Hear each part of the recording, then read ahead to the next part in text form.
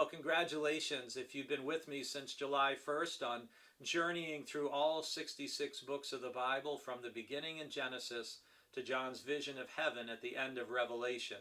Our verses for today are from the next to last chapter of Revelation, chapter 21, verses 3 through 4, where John says, "And I heard a loud voice from the throne saying, 'See, the home of God is among mortals.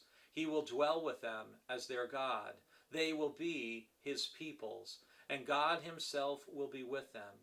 He will wipe away every tear from their eyes. Death will be no more.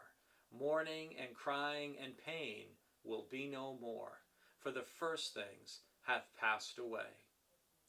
John's vision of heaven is really comforting, I think, for most of us. The idea that one day, because of our faith in Christ and God's love for us, we will be with God forever, and we'll be in God's presence, and there won't be any more crying, there won't be any more tears, because there won't be anything to be sad about, because death and mourning and crying and pain will be no more. As comforting as we may find these verses today, remember that Revelation was first written for Christians who were suffering under the storm of persecution that was going on under the Roman Empire, when many Christians were being martyred for their faith. And John's triumphant vision in Revelation of God's ultimate victory over evil and all the forces of wickedness, the comfort, the hope, and the faith that would have given to people who were seeing family members and loved ones killed, often in the arena or in other terrible ways.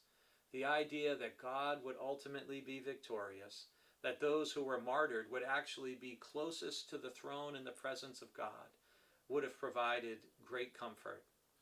I pray as we've journeyed through the Bible that the idea, even in the difficult days that we are living through, the idea that God will ultimately triumph, I pray that will give you hope and perseverance and encouragement to keep journeying forward with Christ each day. And I pray you will stay with me as we continue these daily video reflections on verses of the Bible. We'll have a couple coming up that have to do with labor and work for Labor Day weekend, and then these passages will start to follow our worship theme for the coming Sunday.